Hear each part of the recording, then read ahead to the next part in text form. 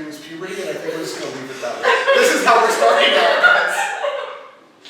I guess since we're saying that on recording, I should probably explain it. So, if you remember, we were talking about one method of reading scripture is to read it like a mythological account. Oh, yeah. One of the mythological ways of reading the story of the Garden of Eden is as a metaphor for like coming of age. And so it's this idea that you're innocent as a child, and then you acquire knowledge, and then that kind of enters you into the world of like chaos and fear and evil. So that's why I said the tree is puberty, because it can be read as a coming of age story psychologically. So that's where that came from. But what did we talk about? We had like the two views that we were contrasting. Do you guys remember? I don't know how to say it. The one with Yes. I and then E and A. Irenaeus. Yes. There we go. And who is Irenaeus? Where's he from? I don't remember where he's from. I remember that. the Eastern Orthodox. Yes, he's Eastern Orthodox. And Yes. he had the other view that Right. we weren't And talking. who is that one? Oh, that one? Augustine? Augustine. Or Augustine. Oh, make it sound like Austin. Oh, yeah, that's right. It looks like it says August. It's actually where my name comes from. I know, but I said you said Augustine. Augustine, okay. And what does Augustine think human beings were like when we first were created? We were perfect. What does Irenaeus think? That we were Not sure or We were immature. not fully developed. Right, not fully developed. Now, I took a poll at the end of class, and we were like 50-50. You guys thought about it anymore? I'm Yeah, curious what still your thoughts very are. You still Augustinian? Me and Taylor talked about it a little bit, but I haven't decided yet. Okay. Cool. It's a lot to think about. Yes, it is. Yes, it is. That's why I haven't said what I think about it yet, because it takes time to go through. Yeah, I'm so split. Like there's parts of one that I like and then there's parts of the other that Yes. I really like. And that is why both views have survived, right? Because there are definitely strengths to both sides. And we won't recap like the whole thing right now, but yeah. So just to put that back in your memories, because it does become important again for today. What else did we talk about? Was this the week we talked about? We went over Oh, some the symbolism and stuff. Right. Oh, And we talked about two symbolisms, The tree and the snake. right? And What did we you say said- about them?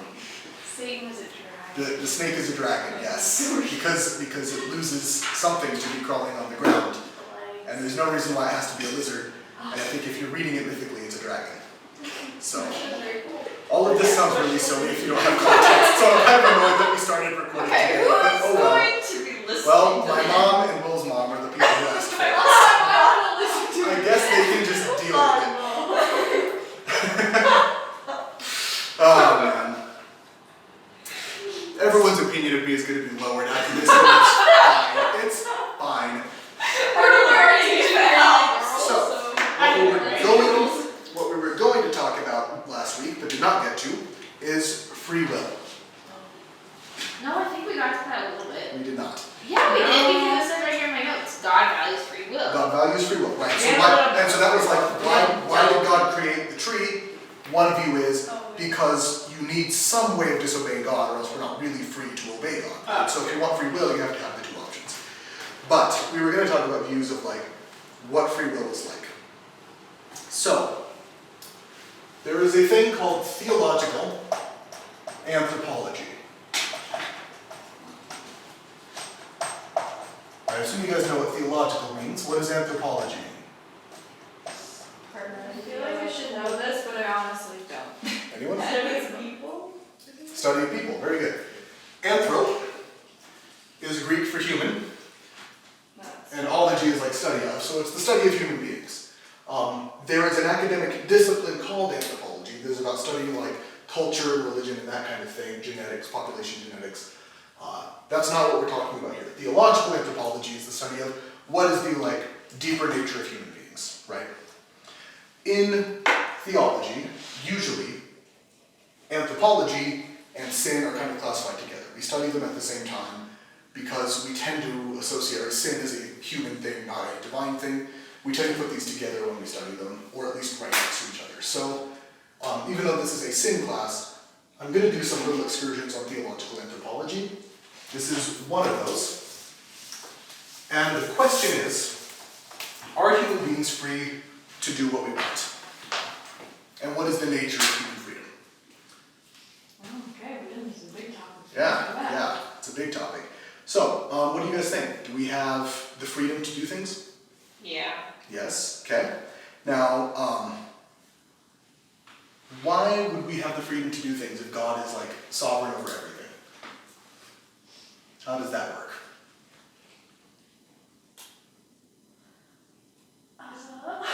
Isn't it like what you said, where you can't have free will unless we have like a... Right. So the typical view is God permits us to do things that he would not actually want us to do.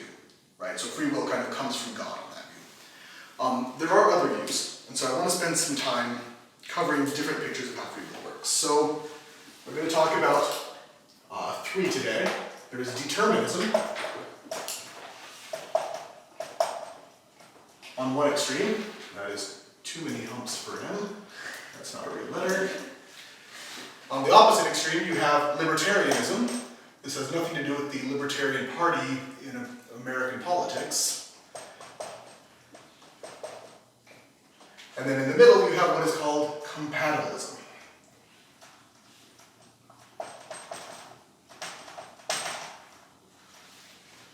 Now, libertarianism is probably the view that most of you guys hold. It is the idea that human beings are free to, we have like genuine choice. So actually this makes more sense if we explain these ones first. So let's go in the order I actually have it written in. So it's almost like I planned this out ahead of time, and maybe I should stick to that. So determinism is the idea that we don't have free will. So determined here is in like we are determined to do certain things. So the way this word gets used is, it's sort of like we're determined from the outside, right? So when I write this lesson, I've determined the contents of the lesson. Determinism says something outside of us determines our actions. So like predestination. So we'll get there. Yes, predestination is one kind of determinism. There are other kinds of determinism that are probably more popular worldwide. This has become the dominant view among like materialists, people who think that the physical world is all there is, and so always atheist. Not all atheists are materialists, but all materialists are atheists, right? It's not entirely true. We won't get into that. But there is this idea. Some things just are. There is this idea that physics and chemistry and like the laws that govern natural science, they have to govern everything, right? So if you look at, for example, Newton's laws of motion, right? You have all these rules around forces and like weight and pressure and all of these things and the way they interact. And there's this idea that comes from Newtonian physics that if you know exactly how big something is and what momentum it has and where it is and all this stuff, you can always perfectly predict where it's going to end up, right? This makes sense given physics, right? If you take a rock and you throw it, you know the mass of the rock and how hard it was thrown and all of that, you can perfectly predict where it's going to end up. So this question arises, human beings have physical bodies, which are the thing we use to act in the world. Our thinking is done in brains, or at least it seems that our thinking is done in brains, which are also physical entities. So if the physical world is governed by these laws of science that are never violated, then it would seem that there is only one way that our bodies can like go in the world. This is a problem if you believe in free will. Does anyone see why? Because there's no free will, you have one path. Right, if physics constrains you to behave in one certain way, then you're not actually making any choices. And so determinists say, that's the way the world is. No one actually makes decisions. The world is very, very complicated. It'll be a long time, if ever, before we can actually predict what people will do based on physics. But nevertheless, even though we don't see all of it, there is one specific way that the world can go. It's the only way the world can go. And any sense we have that we are making decisions, that we have free actions and choices that we make in the world, that's all fake. It's an illusion. Well, then then how do we choose to do stuff? Like, how do we choose, like, how do we know what's right and wrong then if we don't have free will? So they would say we don't. Then we just know? What? So they would say that we are not making choices about right and wrong, right? Your thoughts about what are right and wrong, are happening in a brain that is completely determined by physics. So even your thoughts, even your idea of right and wrong is just an accident of biology, evolution, the physical world. So it's basically like the big The big the big big bird. bang in your brain then basically. Like Well, I this mean- just happened. I mean, certainly anyone who holds this view would say that everything starts with the Big Bang and everything that happens after is just whatever happened that started at the Big Bang plus the laws of physics. But I That thought tells that- you everything that ever happened. But I thought that the Big Bang Theory was kind of like disproven already. No. It depends on like what point of view you approach it with, but like it's I still, mean, considering it's it's- so taught in school is like the main yeah, theory. it is certainly the most common view among astrophysicists. Yeah, some Christians say that there are issues with that because like Scripture teaches, or like Genesis has a 6-day creation. Some people say we want to read that literally, so we don't believe in the Big Bang. Some people say we read that figuratively, we do believe in the Big Bang. I'm not going to comment on that now because that's a whole series of classes on its own. But yes, so at the very least we can say the people who believe in determinism are usually people who believe in the Big Bang. And they will say everything that has ever happened is just the Big Bang plus the laws of physics, including your idea that there's a right and wrong, and including your belief, which is false, that you are making free decisions. Does that make sense? Mm-hmm. Does that answer your question? Mm-hmm. Cool. Anyone else want to comment on that? Questions? Thoughts? Rude remarks? Every time.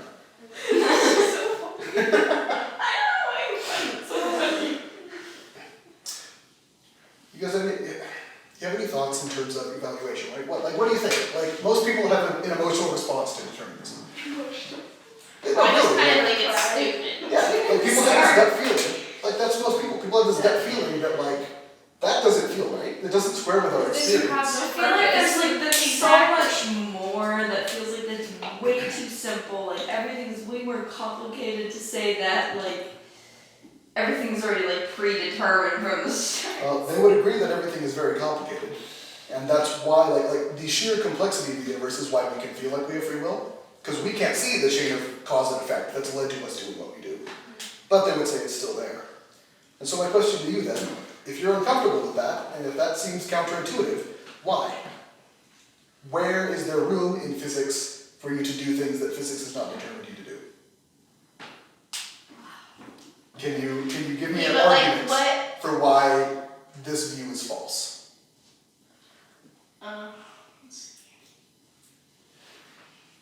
I know it's false, but I don't know why. Ah, Can we use obedience. the Very good. Bible? This is my evidence. I think it's Okay, so if you're a Christian, the Bible qualifies as evidence. Yeah. What's a biblical argument against this?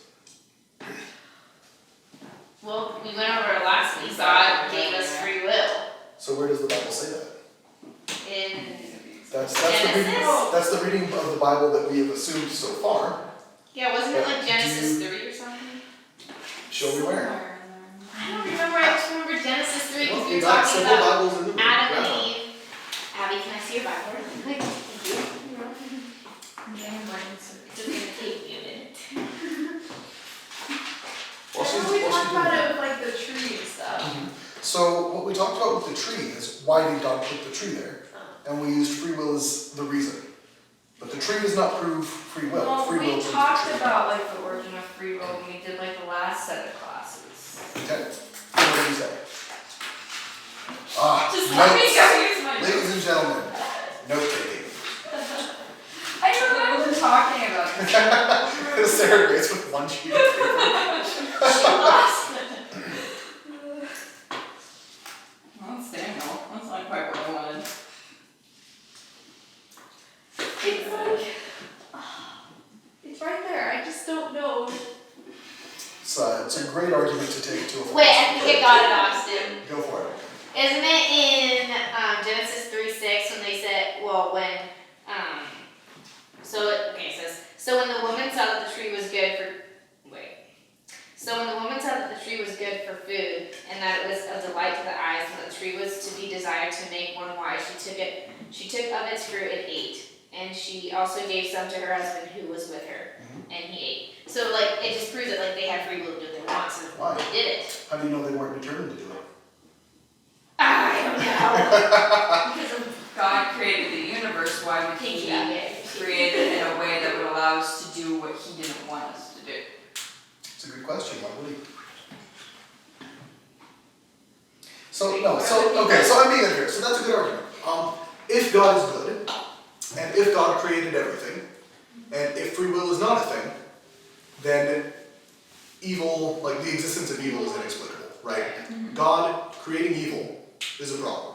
So if you believe in God, if you believe evil exists, which I don't think anyone denies, well, that's not true. There are There's people probably who one there person are who people does who don't believe in such a thing as right and wrong, but even they would say there is such a thing as right. What? Oh yeah. How do you not believe in there's Oh. right and wrong? Like Oh. murdering is wrong. That's a whole other. Yeah, Whole though, other you don't want to conversation. get into that. I kinda do now. If we have time later, we might get into it. But It's really hard to talk to sick people. I'm not At any gonna rate. say that. But the argument you're making is that a world which does not have free will and is made by God cannot be evil, right? The only reason there could be evil in a world God created is because there's someone else who's been given freedom that makes the choice that brings that in, right? So that's a good argument.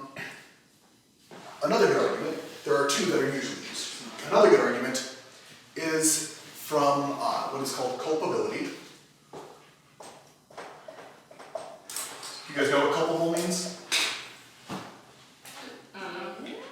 So to be culpable means that you're responsible. So if you're if there's a criminal in like old cop shows, you might hear them called the culprit. Same root. So That's what I was. yeah. So if you are guilty and you are let's say a candidate for punishment if you have done something wrong, then you would be culpable. So the question is, can a person be morally culpable if they don't have free will, right? And the idea is, God holds people responsible for the things they have done wrong, right? That's pretty clear in scripture all over the place. That would not be just if we had no other choice, right? So those are kind of the common arguments against determinism, is culpability and then evil. Arguments for determinism are usually going to be based on, this really seems to be the way science works, right? That's kind of the big one that gets pointed to. And then, let me check my notes here. Yeah, okay, so yeah. I feel like I had something else, but apparently not. So yeah, this idea that the way physics is built does not seem to leave room for multiple options, right? And certainly you can look at, you can do very consistent experiments on human behavior where you put a bunch of people in the same situation, one after another. They very often choose this the same way, right? So arguments like this will tend to say, you're just determined by the reality you're born into and the physics of the universe kind of operating on human civilization. So, determinism. Another view is compatibilism. Let's save compatibilism for last, actually. So the opposing view is libertarianism.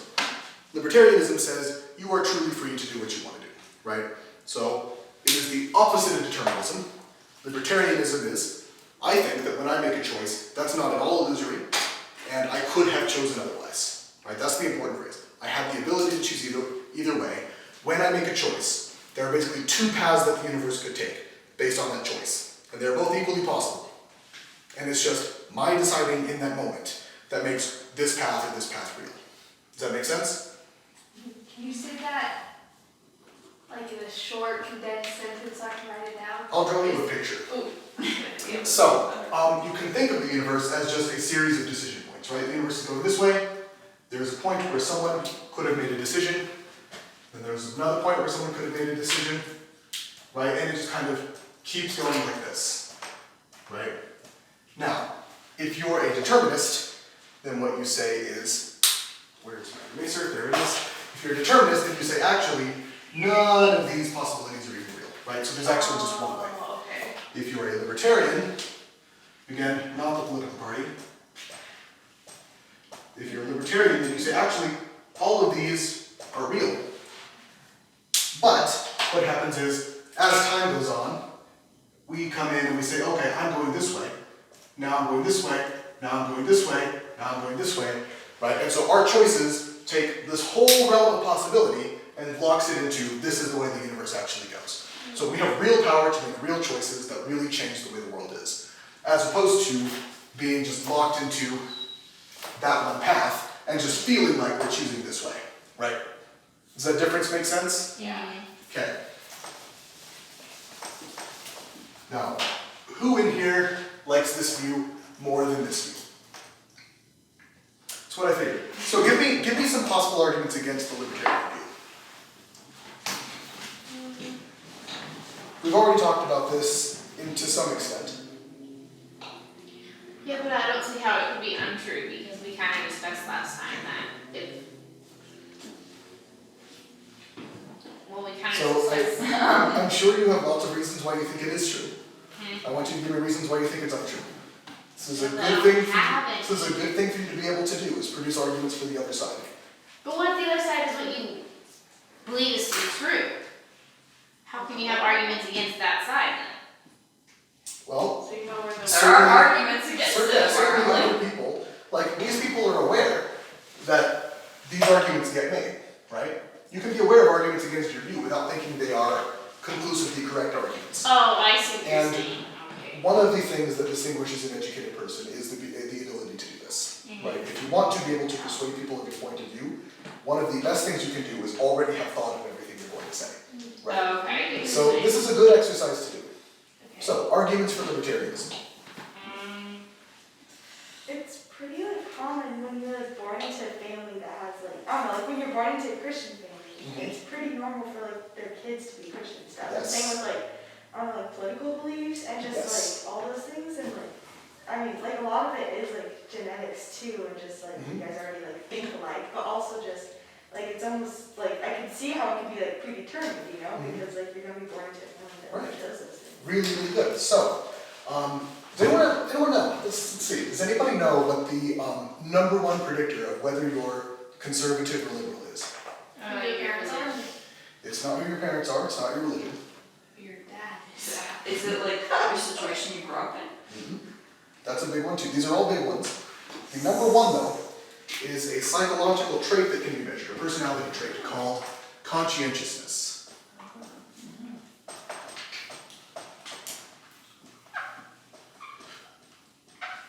Conscientiousness, like you can even look at someone who, like people who are born into a family that is liberal and become conservative, it's almost universally, they are highly conscientious people. This is a personality trait that determines your tendency, let's put it this way, your tendency to be revolted by something, right? It measures the disgust instinct. And that predicts things like conscientious people tend to be very hardworking, right? And you see that in the way conservatives talk. Hard work is a big deal, right? There's a revulsion to work left undone there, right? But then there's also like, these people will tend to be very clean, and they will tend to avoid infection at all costs. It's very interesting given the way politics have fallen out over the whole coronavirus thing. But, and it's interesting, you see extreme, what would be labeled extreme conservatism. Things like, for example, neo-Nazis, right, white supremacists. If you listen to the way they talk about non-white people, it is always in terms of, like, it's always in disgust-oriented terms. It's in terms of, like, they're a disease, they're a stain, right, it's these terms that have to do with, like, health and cleanliness. So if you're higher in conscientiousness, you are extremely likely to be more conservative. And if you are lower in conscientiousness, you are extremely likely to be more liberal, right? And this is to such an extent that, and there are other factors other than this one, there are kind of 5 personality aspects. And psychologists, if they know all 5, they can predict with like 70-something% accuracy what your political views are. That's crazy. And if they also know what kind of family you were born into, and what your socioeconomic status is, and what your religion is, that goes up even more, right? So, very good argument. How can we think that we have this total freedom to choose when we know for a fact that our beliefs and the actions that come from those beliefs are like highly, highly predictable in terms of just the circumstances we're born into. Right. This seems to suggest maybe determinism has something, even though we don't like it, right? If we're that predictable, it's hard to say that we're free in this libertarian sense. It's a good argument. Anyone else? Or actually, no, wait, let's do, what do you think could be said against that? Said against. Against the, like, psychological, let's call it psychological determinism.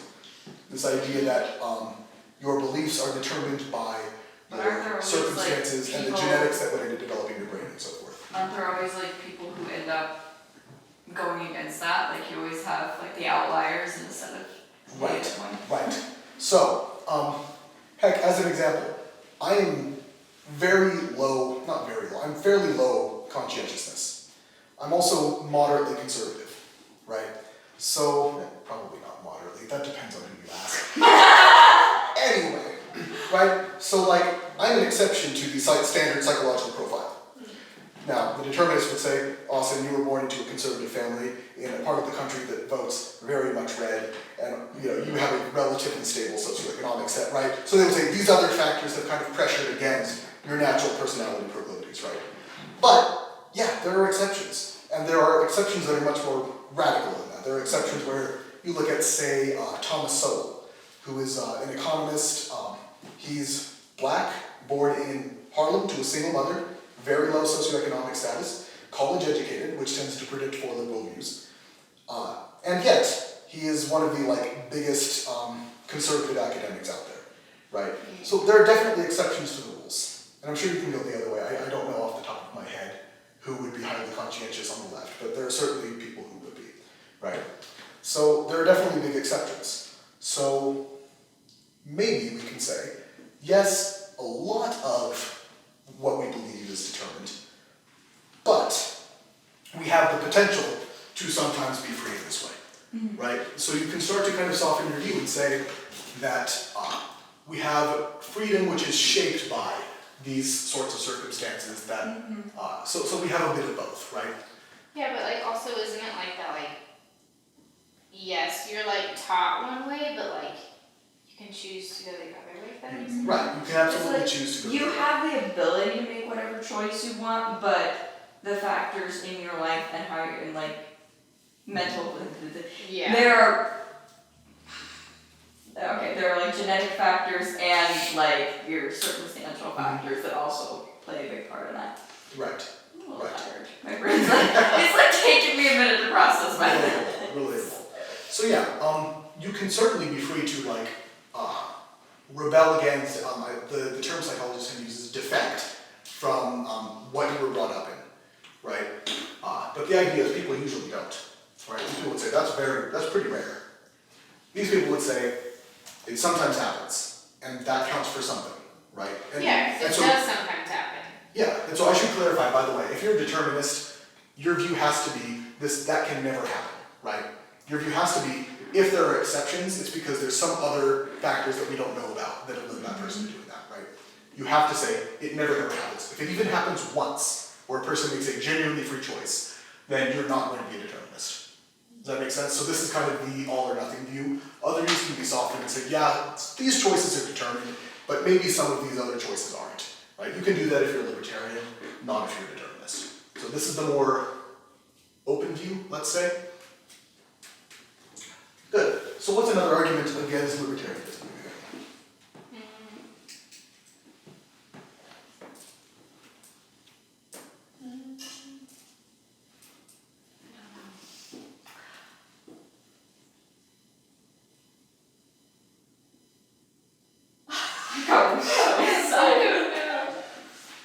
I'm happy to let you stew. I feel like all the arguments fall under the same, Yes, you know, yes. it's True. So psychological or circumstantial. right. So generally the arguments are all going to be in that kind of scientific vein. So it's okay if you have another argument that has the same format and is just about something else. I just want to get you guys in the habit of being able to produce as many arguments as possible against the view you believe. I think that is a good thing for you to have. So let's do one more, and then I'll let you argue for it. Oh no.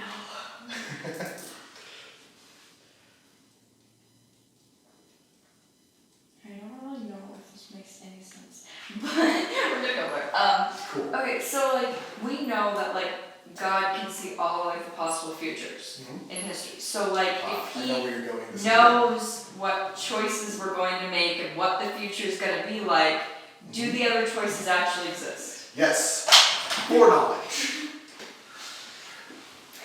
So we'll say, well, that is not how you spell psychology. I thought you were going for science there. Nope, I just can't spell. So psychology is one, and then we'll say foreknowledge. Wow, on your phone in class, No, that's not. Sorry. unacceptable, Cozy. Funny thing is, if you hadn't said anything, I would have had no idea whose phone that was. Ah, darn it. So, if we bring back our little tree of decisions here, right? God can look into the future. So God can be here and know, oh, that choice, and then this choice, and then this choice. These are the choices that are actually going to get made. And he can know we're going to end up here. So if God knows that here, and then we're born here, and then we're making these decisions here, then how is it possible that we could have chosen this way when God foreknew it this way? Good. That is an argument that is often used. We talked about this last class. Last set of classes. Yeah, I remember this. What did we say was the reason God could foreknow the future without compelling the future? Because he's omni-something. Omniscient. Omniscient? So we talked about this during the conversation on divine omniscience. Yeah, I know, I just. But I omniscience just is not saw it meant. in here, I was like, I didn't read it. Dang it.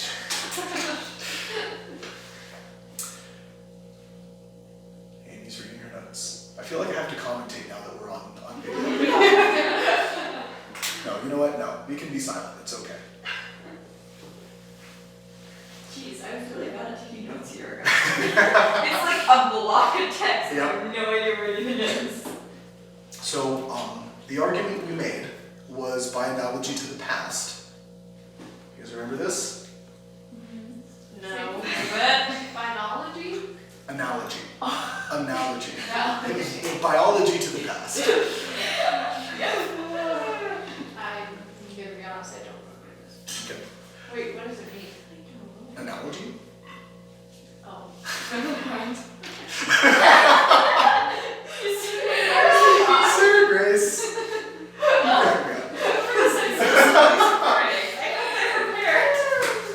Oh boy. So we'll recap. Usually, when one thing happens because of another, it is further down in time, right? If this is our line of time, you got two things. If this caused this, this has to be later in time, right? The thing that came later can't cause the thing that came before. Oh, I remember it. This is usually the way we view things, right? Yeah. However, what foreknowledge does that confuses us is it messes that order up. God's knowledge at this point is caused by something that happened in the future. So, even though this comes before this in time, right? So, God's knowledge comes before our hypothetical event, right? In time. However, the event comes before God's knowledge in terms of like causation. Does that make sense? So the order of causation and the order of time are flipped when it comes to foreknowledge. Does this make sense? Yeah.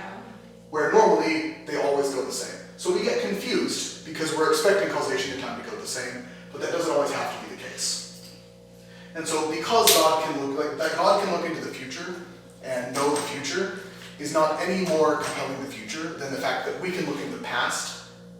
That doesn't force the past to be that way, right? The fact that I know that Sarah Grace skipped class in May, which she did, the fact that I know that did not compel Sarah Grace to do so, right? I know that because Sarah Grace did it, right? That came first in causation, so my knowledge is caused by her action.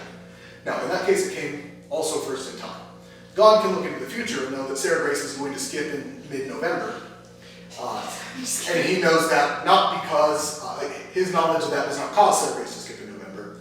Sarah Grace skipping in November causes God's knowledge. Okay? So we understand the distinction there? Oh, yeah, so cool. Yeah, it's so cool you forgot it last time. I probably said that. So, Kind of glad we're recording these now. I can look back and see Sarah Grace. isn't we scrubbing through the VODs now when we're in class?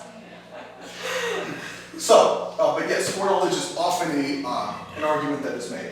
So good. So what arguments can we make in favor of libertarianism? It's supported by the Bible. Okay.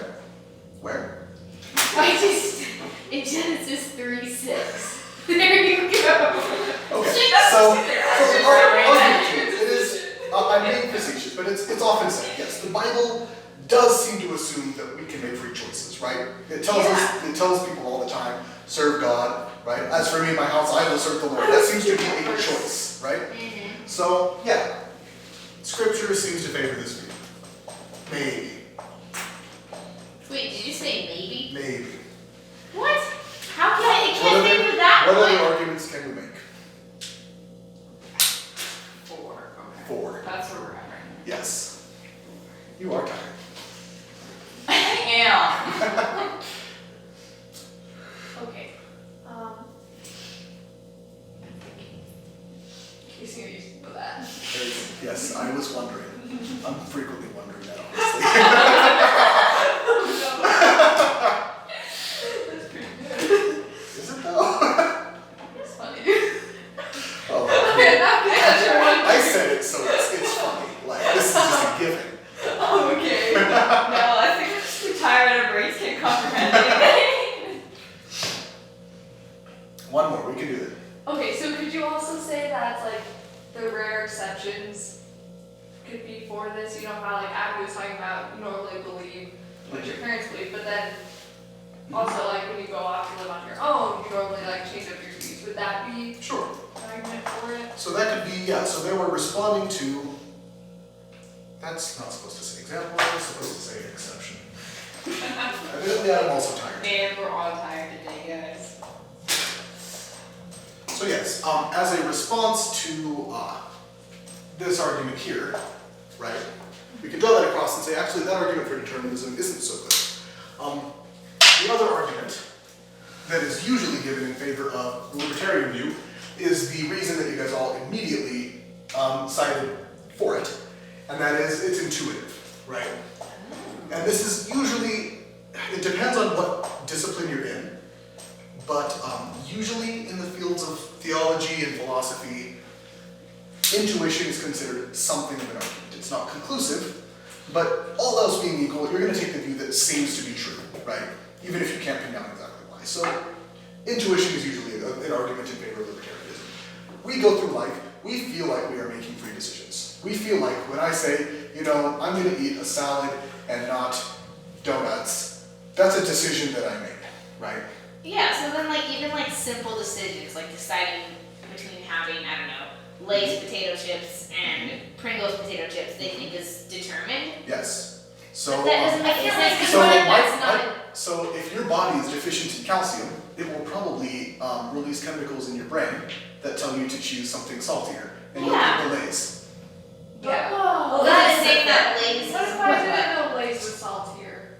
I don't know for sure that it is. It tastes, to me, it tastes saltier, so I assume it is. Okay. Yeah, but Well, you But crave like, what your body. you can absolutely do studies verifying that a lot of your choices in food have to do with what nutrients you are currently lacking in. Well, no, I get that, but like, well, then why would you just eat like a pickle or something over the chips? Like I just don't understand how that can be determined.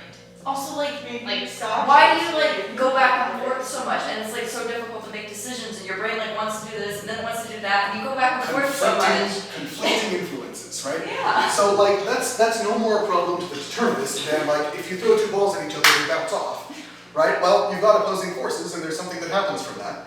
Well, if you have one like biological determinant that is pushing you this way and one that's pushing you this way, that will result in indecision.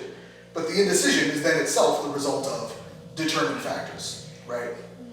So yeah, they don't care if you're indecisive because anything you do, like, you have to understand that the way these people see the world, like, you want to think in terms of a person making decisions. They really don't think the world is, here is a person that is making decisions. They see, here is molecules that are interacting in a certain set of ways that cause that hunk of meat to move in this particular way. And That's literally what we and so to them, there is no distinction between a human being acting this way, being indecisive. That's all just different ways that the chemicals in that body are interacting, Okay. right? So Libertarians want to like group the world because they also tend to be, we won't go into that, but libertarians tend to be the kinds of people who want to group the world into like, that's a person there. This is a chair, not a bunch of atoms, right? Materialists tend to say, those are just illusions that we've constructed, and really the world is just a bunch of fundamental particles interacting with each other. I mean, but that's true though. Sure, but is it exclusively true, right? That's the question. Alright. So, most theologians will tend to say that there is such a thing as a chair that is more than just the sum of atoms arranged that way, right? Or at the very least, they would say there is such a thing as a person that is more than just atoms arranged person-wise. Does that make sense? So there's a third view that we've not talked about yet, and that is compatibilism. So these people believe you don't have free will. These people believe you do have free will. These people are in the middle. These people believe that you are determined, but that you also have free will. Can you explain that? I can. I feel like this is Wait, does that mean? I agree.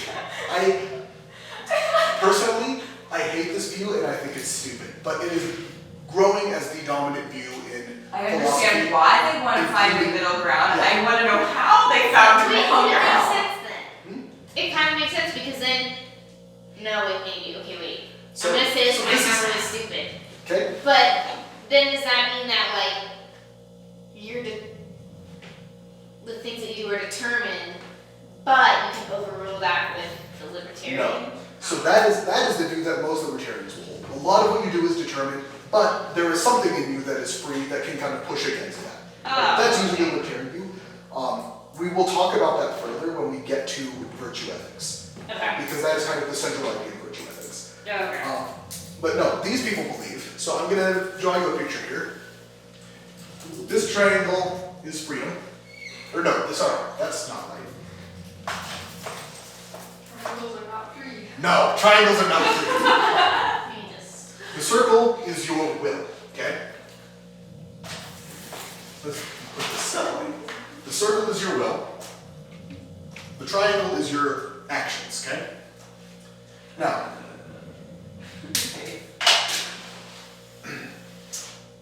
a determinist says I guess we should define our terms first. So your will is like that in you which desires things. Does that make sense? We're talking about free will, right? Will is, this is what I want to do. This is the way, like if I were completely and totally free, this is the way I would act, right? When an addict doesn't want to,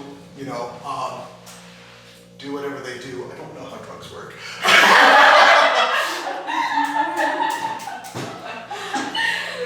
When an addict wants to do whatever they do, I literally can't find the word. Right, but does it anyway. Their will and their actions are out of alignment. Right? Does that help you understand the distinction there? Yeah. Okay, if you were a determinist, you think that both the will and the action are determined, right? What you want is a certain neurological process in the brain. What you do is a certain biological process in your body that's responding to the brain. Usually they're in alignment. Sometimes there are things that can happen where different processes in the brain kind of override each other. But if you're a determinist, both of these are fully determined, okay? If you are a libertarian, you think both of these are undetermined, right? At least to some extent. You think that you are free to will whatever you want, and out of your freely willing things, you can then freely act. A compatibilist says your will is not free. So would that be more like a Jehovah's Witness? Is that kind of what they believe? Like your will, or is that Jehovah's You're Witness? predestined to go to heaven or whatever. So we'll get to predestination in a minute. Oh yeah, you said that was part of the So right now I'm covering, so what we're doing here is actually not theology, this is philosophy, right? This is the philosophy of, it's philosophical anthropology essentially. Free will is a major subject in philosophy. These are kind of the major three views in philosophy. We're going to take this and in a minute we'll transition into applying it theologically. Okay. So we'll get there.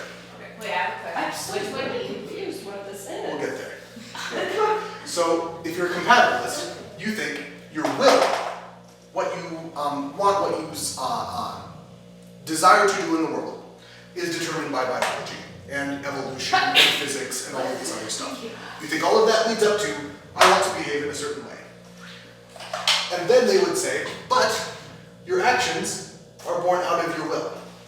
And if you willed differently, your actions would be different, right? If the biology, if the chemistry in your brain were different, such that you wanted to do something else, your actions would be different, right? So they would say, your actions can be different because of your will. And so in that sense, your actions are free as they are the result of your will, right? So what I want, I can choose to do. So they would say, that looks like freedom to us. We think, if you are doing what you feel like you want to do, then you're free. How is that different from wanting to, like choosing what you want and then doing it, right? They would say, well, you're not really choosing what you want. And there's some intuitive support for that, right? You don't really necessarily feel like you choose what you want to do all the time, right? Does that ring with your experience of reality? Yeah. You don't always choose what you want. So they would say, you're not really choosing what you want. What you want, your will, is coming from your cultural heritage, your biology, your psychology. But it counts as freedom because your actions are the result of your will. Does this make sense? So, what would you say by way of evaluation? Yay, nay, maybe? Could you repeat that again? What would you say by way of evaluation? So, basically, determinism is no, no. Compatibilism is no, yes. And libertarianism is yes, yes.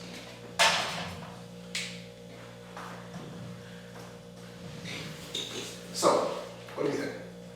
And specifically, I want to talk about compatibilism a bit. What do you think of that?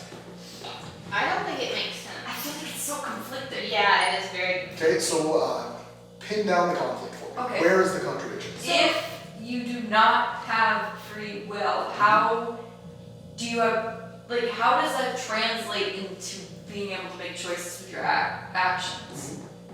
Right. This is the libertarian line.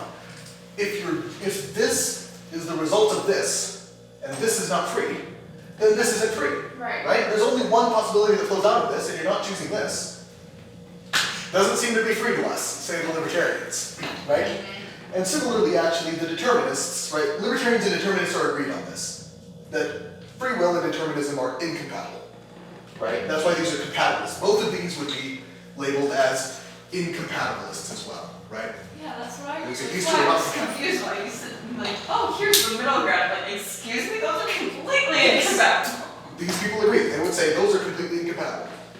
But the compatibilist wants to say, what definition, like if your definition of freedom isn't you can do whatever you want to do, then what is your definition of freedom? Because here they're saying, like, if this is correct, you are doing what you want to do. Right? So they say, if that's not your definition of freedom, what is?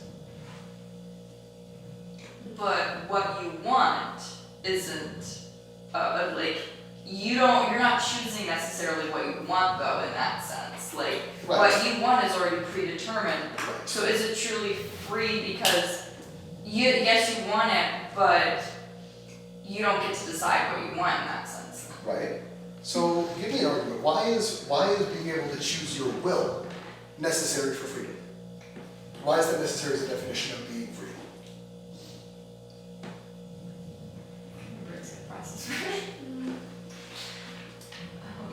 These are the kinds of class discussions that I brought Tylenol to in college. But now that I get to run it, it's a lot more fun.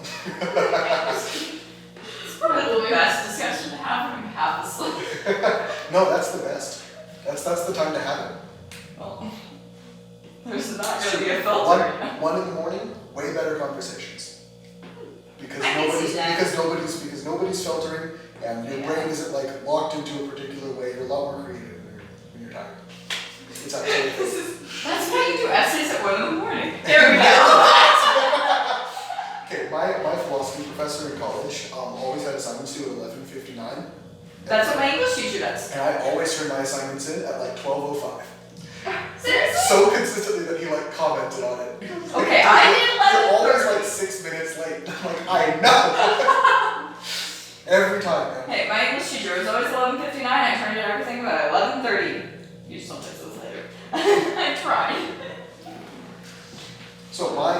Why does your will need to be free to count as freedom?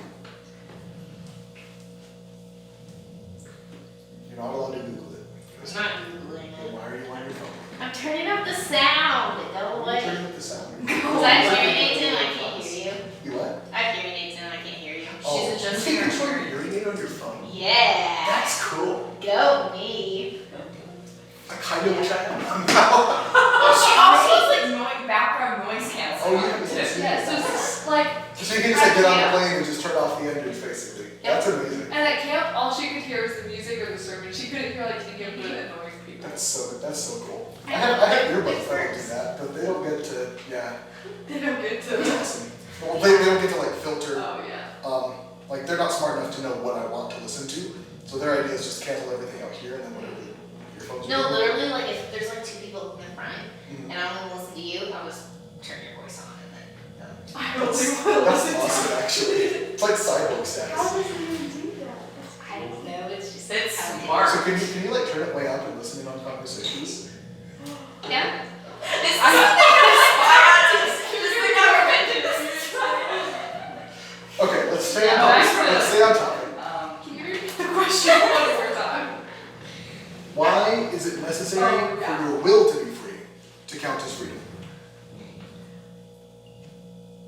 Because your will is kind of what makes you decide things, right? Yeah, it's like part of your thinking, and you can't act without thinking. Well, that's. Well, if your They will, would agree that you can't act without thinking.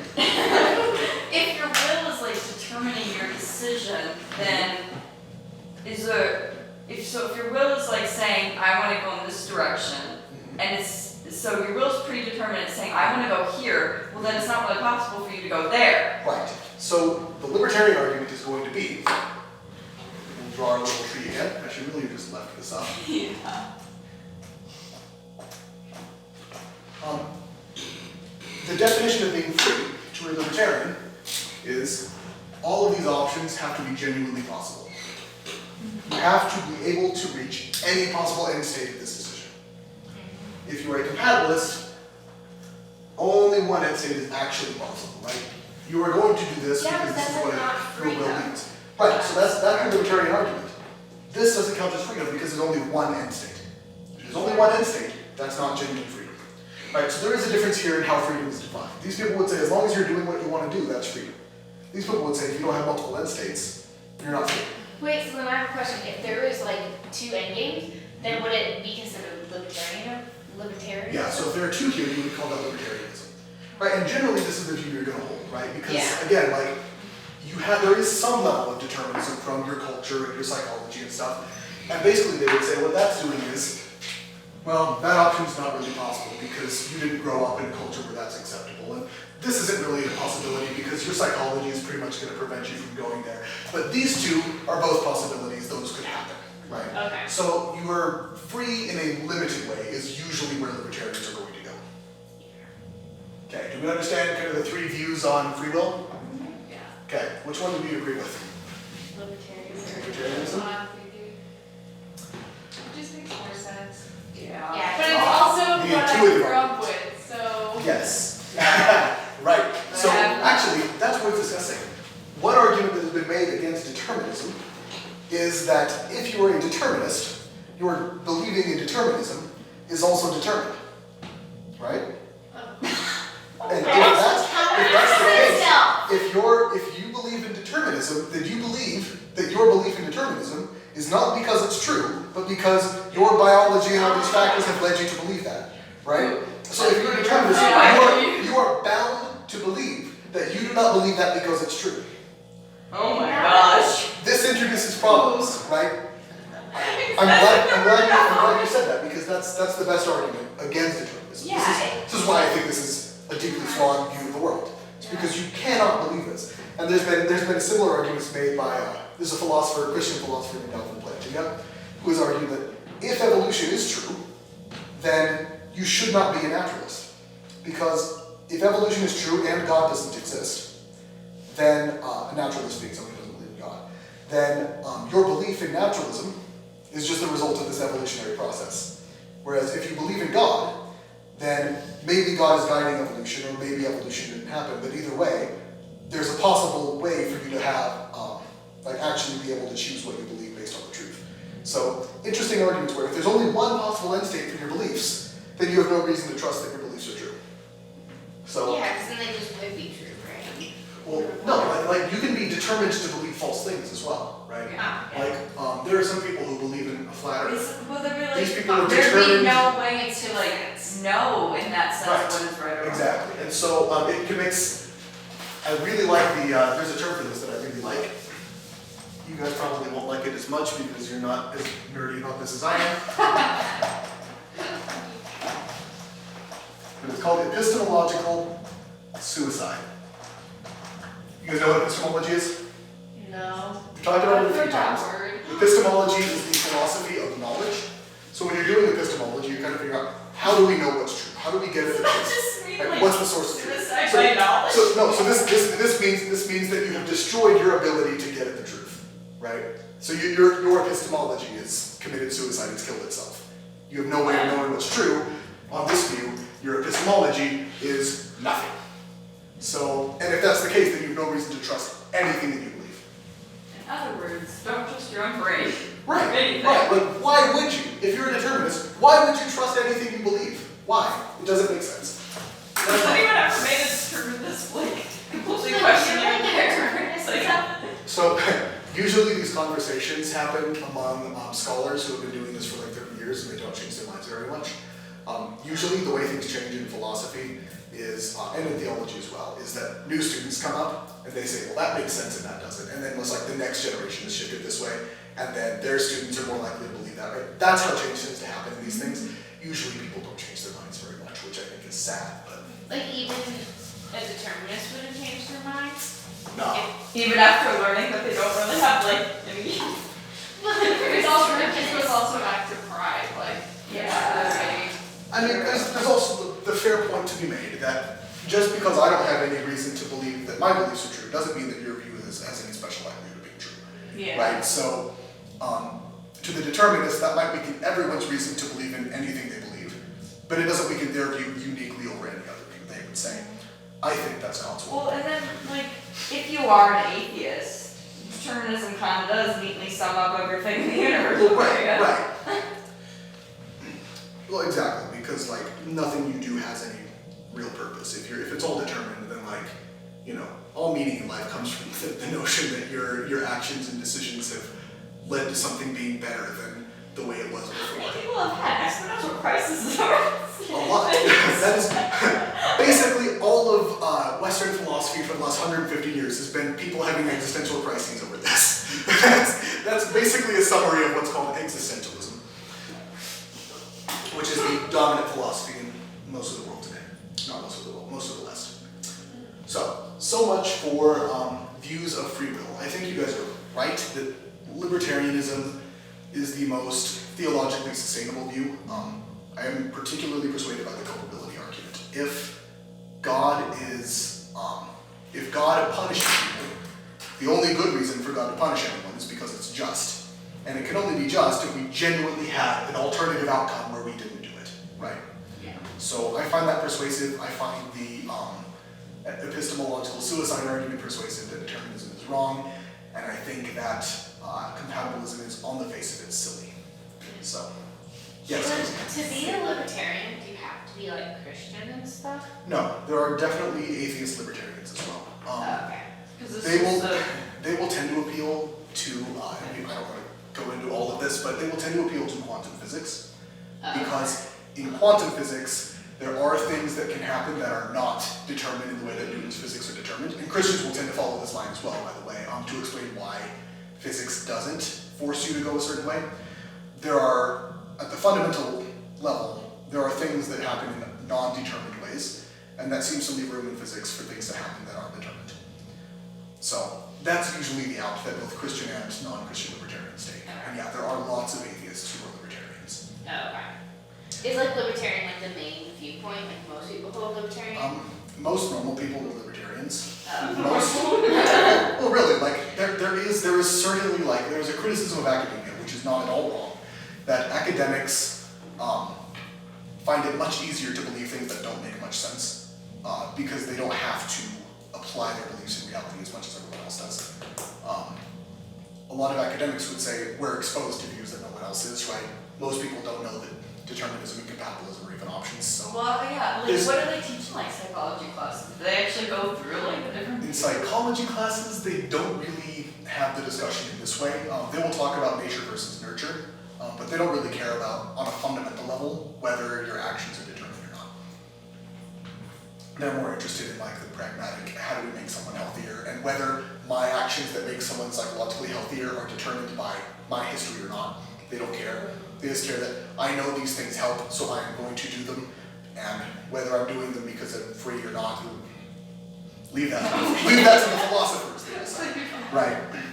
But as theologians, we have to do philosophy because they are very closely related to the point where if you're a Christian, your philosophy and your theology are indistinguishable. Like there's no hard line. Which is why we talk about philosophy I was in gonna the say, theology you class. can't really have like a different philosophy than your theology. Right, right. It's a little contradictory. Which is why usually Christians who are philosophers will be described as philosopher/theologian. That's almost always the way that's described because you gotta do a bit of both. So, with the 15 minutes that we have left, let's talk about one of the biggest topics in theology. Oh, okay, this is our time. What is original sin? I'm sure you guys have heard this term before. Oh, yeah, your head was in the way, I didn't know what you said, so I said I something do have very a big different. head. Original sin, like the first sin? No, it's related to first sins. This comes from Adam. But there's a concept that you have original sin. No one else, just Sarah Grace. You have original sin. No, everyone. We all have this thing called original sin. I'm sure you guys have heard this talked about in sermons. It didn't, like, I feel like I have, but I also feel like I don't. idolatry or whatever that was saying. Idolatry, yes. Oh, so you're going into like what's the like sin that leads to all the others? Is idolatry, in my view? Yeah, and I agree with you. That's but- not what we're talking about here. Is it like the viewpoint that like you have like sin when you're like born? Right. Exactly. It's this idea that sin is sort of baked into you, right? So Adam and Eve did not have sin, right? They were created sinless. But they sinned. They brought sin into the world, and they have then passed their sinful natures down to all of us through the ages. That's the view of original sin. This is where we get to the messy part of my notes that I didn't get a chance to transcribe. So there are a few important elements to original sin. The first is that we are separated from God.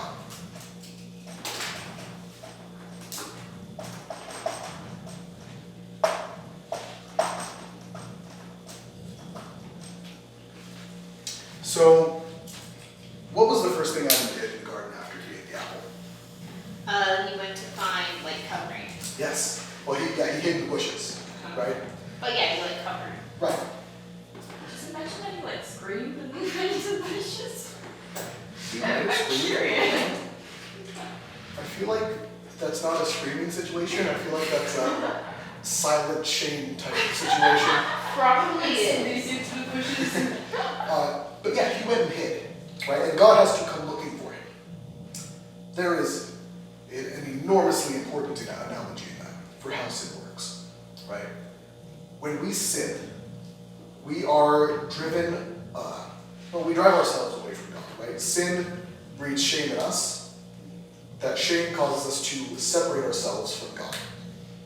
And then God has to come find us, right? And that is what the whole story of the gospel is about, is the act of God coming to find us in our shame. So, part of original sin is that we are essentially born in the bushes. That might be a good way. That is a good title for a book, Born in the Bushes. I like that. Someone's gonna pick it up and think it's like someone's life story and they start reading it. Oh, okay. But yeah, we are born in a state of being separated from God as a result of Adam's sin. And I think it's important, and not everyone will agree with me on this, so be aware that there are other views, but it is my view that our separation from God is not God's choice to push us away, it is our choice to separate ourselves, born out of shame. I would agree. And there is a thing which gets said a lot, and I think it's important to dissuade you of this. You will be told by a lot of Christians, a lot of good Christians, that one of the reasons you shouldn't sin is because it separates you from God. Is because what they'll say is like God can't abide sin, right? The Holy Spirit can't coexist with sin. That is false. That is completely false. Jesus, when he came to earth, spent most of his time with the worst people. The Holy Spirit indwells imperfect, sinful people. God is omnipresent. Every sin he has been present at. So this idea that God is somehow driven away by your sin is, I think, not at all biblical, and is, I think, extremely harmful, because it leads people who have sinned to be afraid and ashamed in ways that they shouldn't be. The Bible tells us that when we sin, we should go boldly before the throne of God and invoke the name of Christ to beg forgiveness. I'm starting to think of other religions besides Christianity. I do follow that. Yes, yes. I think it is such an important part of the Christian faith that God is not driven away by sin, that God seeks out sinners. And there are a lot of good Christians who will say differently, and they have good intentions in trying to say that there is something about sin that separates us from God. But that's it's not us. like That it's comes not like from this us. clear. It does not come from God. Right? That's the important thing. God is always seeking you out. God will always love you in your sin. And it is important to me that that is a part of how you view sin in your life. Your first approach to sin where you see it should be the gospel. And the gospel is about God seeking us in the bushes. Questions, comments, remarks about that? I'm disappointed at the lack of rude remarks in this class. I just feel so bad. You have to defend yourself. How do you feel bad with as much as I lambast you every day? I feel like my brain is thinking too much to come up with anything besides my own thoughts. Okay. Next thing that is important about original sin is that it leads to sins. Now, this is a distinction that you want to make between sin, which is usually written with a capital S and is singular, and sins, which are written with a small s, like this, okay? When we talk about sin, we are referring to original sin, this inborn nature of sin in us. When we talk about sins, we're talking about the individual acts of wrongdoing. Does that distinction make sense? And so when we are in church and we are singing, "You washed my sins away," that is wrong. You should sing, "You washed our sin away," because it is primarily this that Christ frees us from. He does also liberate us from sins in what's called sanctification, right? Where we stop sinning. But the main act of the cross is justification, where we are freed from condemnation from sin, from the sin nature. So "you wash our sin away" is more correct theologically. So wait, what's the big S? This is original sin, the sin nature that's in us. This is individual acts of sin. Now what I do not want you to do is go to people who sing it this way and tell them that they're stupid and they should sing it this way. Okay? High School Austin was like that. Don't Yeah, I was gonna say High School Austin was a tool.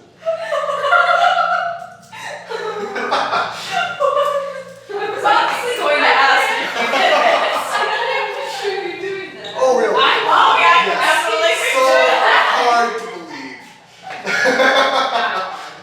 So, I was honestly wondering if you still do it. it's true. I'm working on it, okay?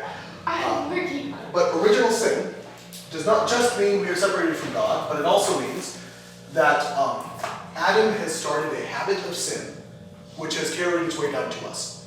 And so when we are born with a natural inclination to commit sins. And so every human being sins, right? No one is righteous, not even one, is the book of Romans. And John, 1 John also says, everyone is saved and falls short of the glory of God, right? We are born with this propensity, this tendency, this inclination to commit sins, such that no mere human being who is born doesn't sin because of original sin. Okay? Lastly,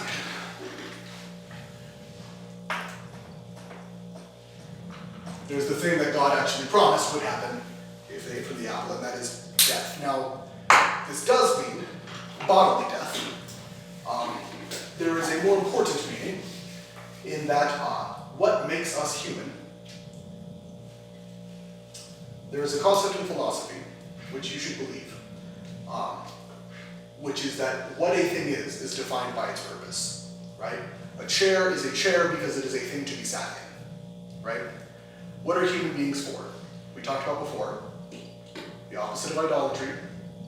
Worship. Worship, yes. We are made for relationship with God, right? This is a violation of relationship with God. Worship is right relationship with God. So, we are made to worship. We are made to have relationship, which means that when we lose that, we cease to be fully human, right? Because what it is to be human is to be a worshiper. And so to the extent that we are idolaters, to the extent that we are sinners, we are not fully human. And that can be categorized as a spiritual death, right? And that, I think, is what we are, when we're talking about original sin, we are more concerned with this kind of death. Adam has passed on to us a humanity that is fundamentally subhuman. Does that make sense? And in that sense, Christ, because he did not sin, is the only person ever to have been fully human, which is interesting because he's also God, right? But the only truly fully human person was the person who was also God. I find that interesting. We'll all get there in the end, but.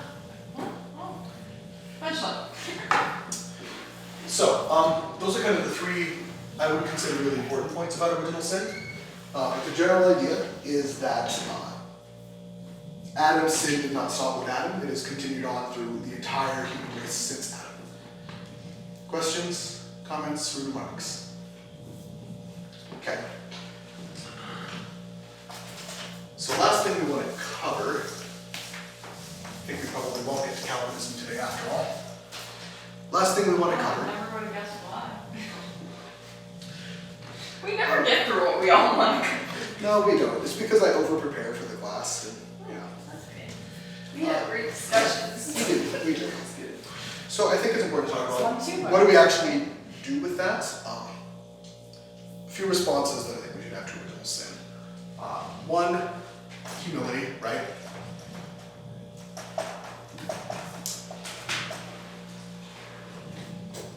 The first step in being a useful person is to seek to understand yourself. And the Christian view is that you cannot understand yourself without seeing original sin as part of the picture.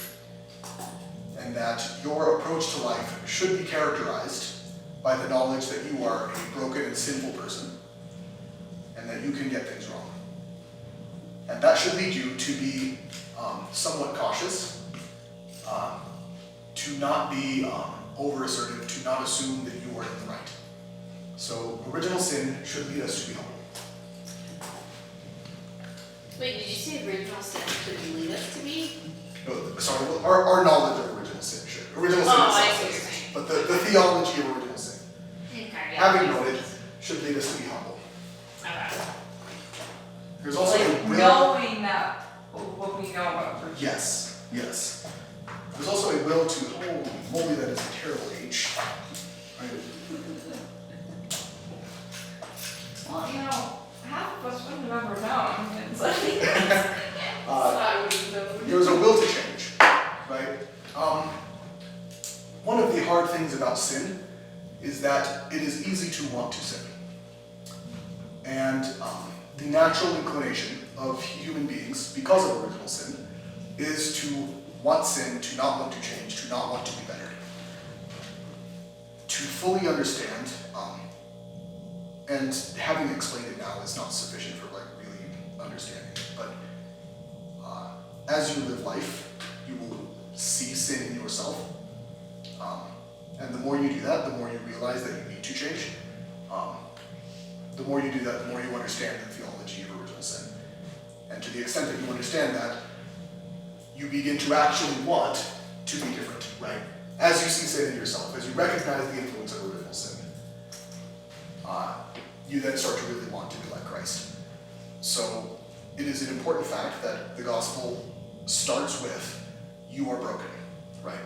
It does not end there, but that is the starting point. And the reason that is the starting point and the reason it's important is because we will never want to change, want to be better, want to be like Christ unless we recognize the sin that is in us.